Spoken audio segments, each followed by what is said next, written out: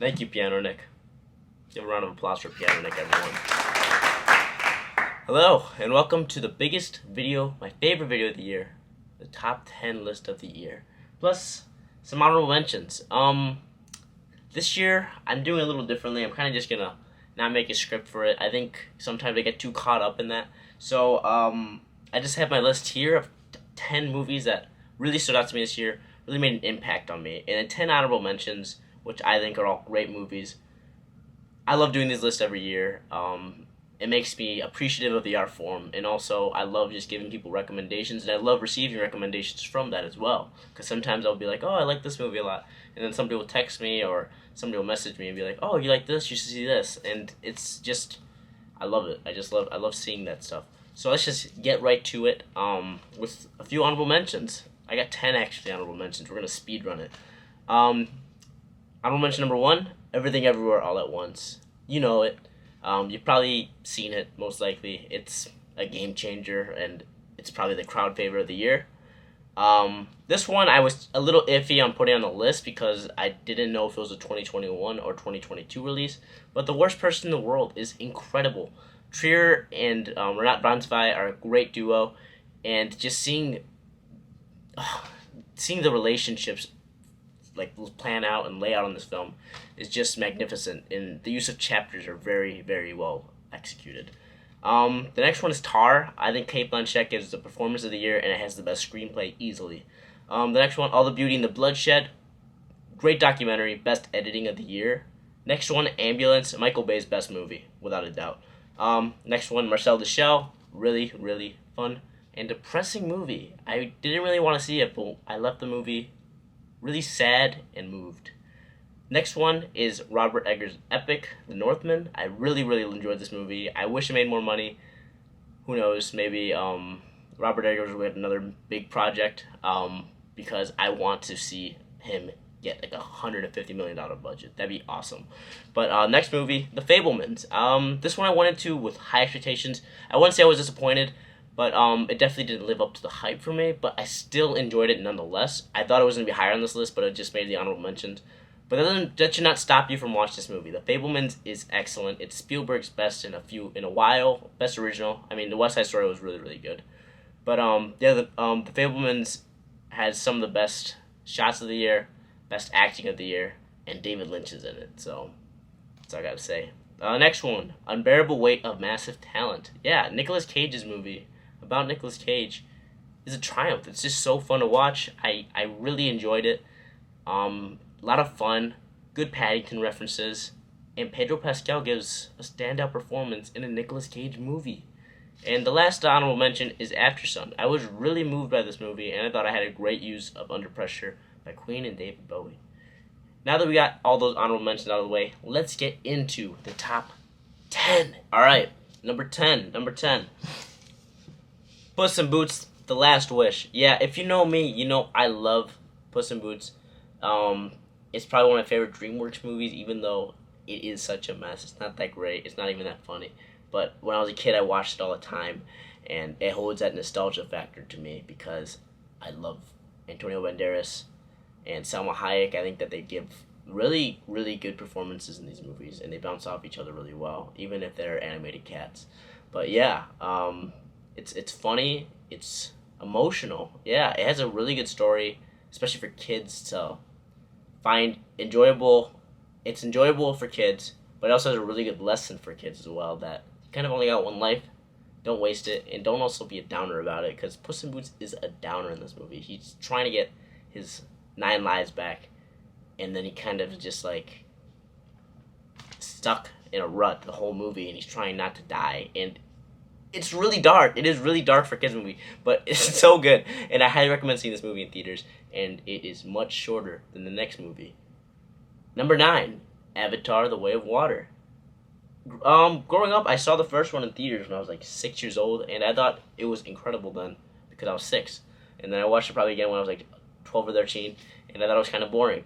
But then I rewatched it about 3 weeks ago, and I thought it was a lot of fun despite being very cookie cutter with its story. But that's where The Way of Water comes in. They enhance on these cookie cutter characters to make a much richer story because they have so many more flaws and imperfections. And seeing how Sully is struggling to be a father of four, and seeing how these four kids are exploring Pandora makes for a very interesting story and a much more heartfelt one and more emotional as well. The third act of this movie is so emotional. It fires on all cylinders, and I don't even know how to like explain it because it's just so well done. And also, obviously, the visuals for this movie. I mean, come on. The first hour of this movie, actually, like the first 30 minutes to an hour of this movie, was just. I was looking around at everyone in the theater. And I love doing this sometimes. I'll just, like, look around and see how people are reacting to the movie. And just, like, everyone's jaw dropped or just, like, the biggest. Like, whoa. Like, it's just so cool seeing how people reacted to this movie. And I do hope it makes the $2 billion mark. I don't know if it will. But, I mean, it's currently on. It's running right now. So, who knows? It might. We don't know what this movie's capable of. James Cameron is a beast when it comes to this, and I am excited to see what he does with the sequels. Number 8, Park's Decision to Leave. Yeah, this movie is incredible.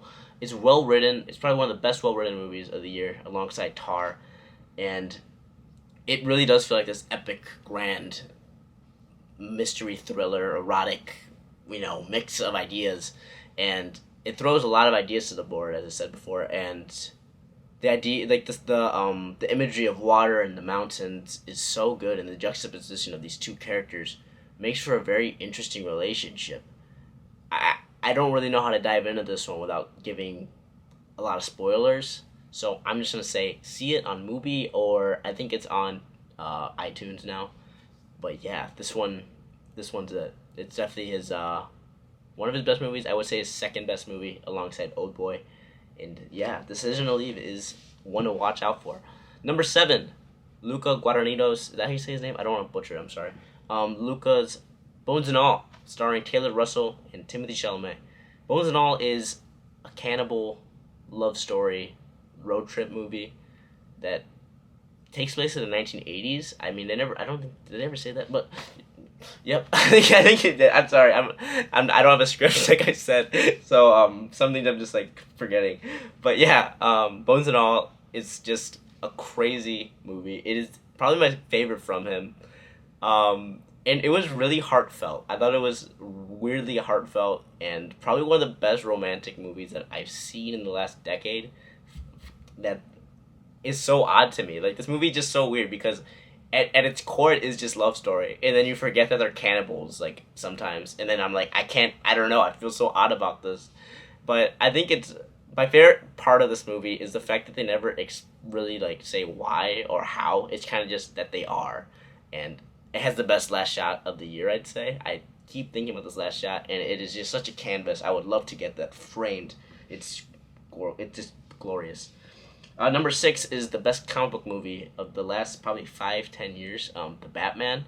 I love this movie. I think it's one is on par. Actually, maybe even better. Probably to me better than The Dark Knight. I think Robert Pattinson still has something to prove as being the best Batman, but Gotham is just so lived in.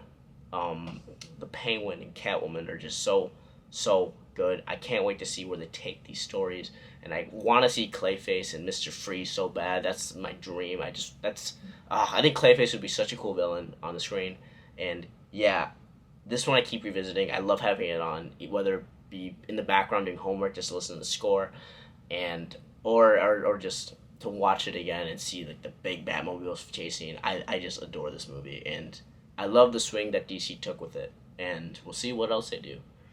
Number 5, the biggest swing of the year, and might be a miss for some, might be a grand slam for others, Babylon. Babylon is just Damien Chazelle's epic. In a way, it does feel like maybe it could be his last movie, and who knows, Paramount Pictures is probably not going to give him any more money after this week's box office returns. But nonetheless, I love this movie. I think it encapsulates a wild vision of 1920s Hollywood, late 1920s Hollywood, and just that era of silent talkie, and how Hollywood was able to just chew up and spit people out easily, and how that cycle will continue and always continue. And I've seen criticisms about that, especially from my father as well. He didn't really get the story to it, and I totally get that because there really is no story. You kind of got to grab onto it early on, and ride with it, or you kind of just think that it's a pretentious little mess of a movie. But I think it is a messy movie, but I really do enjoy it. I was never bored with it. I think that it's just going down a rabbit hole of ideas that Giselle has had and just using a grand budget and putting in the 1920s and making a masterpiece. I think a masterpiece would be the best way to describe this movie. And the craziest, corniest, worst, funniest, best ending ever. Like, oh my god, the ending of this movie is nuts. I fucking love it. Jesus Christ, it is glorious. Number 4, Guillermo del Toro's Pinocchio. Yeah, this is the best Pinocchio movie. It beats any other rendition of it. Guillermo del Toro, I saw him at a virtual Q&A at the Music Box, and just hearing him talk about his passion and admiration for the story and how he's had the story for decades, or nearly 2 decades, and how the studios, how he approached these studios was like, yeah, it's a Pinocchio movie, but it's centered around the Italian fascist movement, and how Mussolini, is there, and he's gonna be in the movie, and the studios were like, what? But it works so well, and I get what he was going for, saying that these soldiers are much like puppets, and it's ironic because the puppet is the most human character in this movie. But yeah, this movie is just so deeply rich, inviting, it's colorful, and it's moving. Yeah, I want to watch it again immediately. Number 3, The Banshees of Inisherin.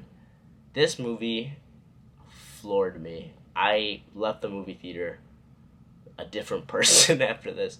I think the idea of it is either gonna land with people, or they're gonna just find it a little bit absurd.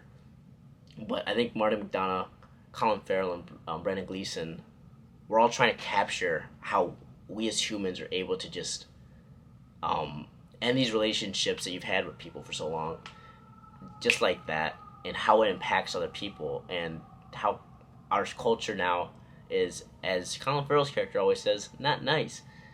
It's very sad, very dark, but also very funny. I think it does have a really big shot at Best Picture. I would be really happy if it won Best Picture. And yeah, this movie just gets it. I don't know. Number 2, the biggest movie of the year, Top Gun Maverick. Yeah, Top Gun Maverick is just one of those movies that I think I'll always have on somewhere, especially every 4th of July. This is going to be the movie I go to. Tom Cruise just totally understands what the audience wants and keeps us engaged for the entire 2 hours and 15 minutes. The dogfight scenes, which I found really bland in the original, especially because they didn't have the technology that they do now, and the craziness of Tom Cruise. The dogfight scenes in this one are just so much better. They are so engaging, exciting, and the third act is just crazy with how they do it. I don't even know how they made this one as well. It's glorious, and the relationship between Goose and Maverick is gonna be something that makes me come back to this movie, because yeah, the way that the ending of this movie is just so Hollywood blockbuster. I love it. It feels like a return to the traditional Hollywood blockbuster. And number 1, if you know me, you know what I'm gonna say. But if not, this is a movie that I've watched 5 times, going on 6 times next, because I'm gonna watch it again. Elvis. Elvis is definitely a really divisive movie with how they handle the narrative of the Colonel, but I thought this movie was a thrill ride. I think it encapsulates perfectly how Elvis was to the fans, the critics, and just seeing this larger than life figure and how it's edited, and it looks kind of like a 2000s movie, like the best movie that come out of the 2000s, but in 2022 with Austin Butler giving the performance of his career. Yes, a performance that's rivaling Fraser for the best actor Oscar, which I think is better in here. Baz Luhrmann has such a vision for larger than life scale and telling a story, but telling a story that's just so deep with how it handles Elvis. And I think that people don't like the way that the Colonel was kind of first and forefront with it. But I think that was a very original way of telling the story, whereas most biopics would just show Elvis as a young boy growing up and then kind of the Colonel being a side character. But I thought that there's no other way this movie could have been done. And Baz Luhrmann is the only director that could have done this. If I were to watch another Elvis biopic, I'd be so bored because this movie is just so lively and colorful and just glorious. It is incredible. Elvis is easily my movie of the year. Seeing it in theaters, and the last 10 minutes of it was just gut wrenching, but it felt like a very necessary movie to watch and really long overdue. So Elvis is my movie of the year. And as I said before, I love doing this list. I love doing this every year. I love watching movies, as you know. And I just hope that maybe something from this list will gravitate to you and that you can watch it. And it might be because of this video, it might be because of what someone else said to you. But I just love seeing how people react to movies. Lately, when I go to the movies, like I said before, I just like looking around and seeing how people react to certain parts. And I think it's pretty impressive. And I just love seeing movies. Yeah, 2022 is great. I think we saw a lot of ambitious projects from a lot of the directors. I mean, Babylon, obviously. I think Ambulance was crazy. I thought Ambulance was a really fun movie. The Northman was ambitious. Nope. I didn't even mention Nope. Nope didn't really click with me as much, but Nope was such a great project from Peele, seeing how he was able to make this movie look so big in the UFO story. But, yeah, an awesome year for movies. I thought that the summer wasn't the best, but around it, I mean, it's just proving that movies that come out in March and April can make Oscar pushes, because if they do the release window right. Because, I mean, it's just so impressive to me that Everything Everywhere is making such a splash with everyone. And even something like RRR, which I really didn't love, but it's just been such an odd and unique year for movies. I feel like we really are pushing forward, and I'm excited to see what 2023 brings. Happy New Year.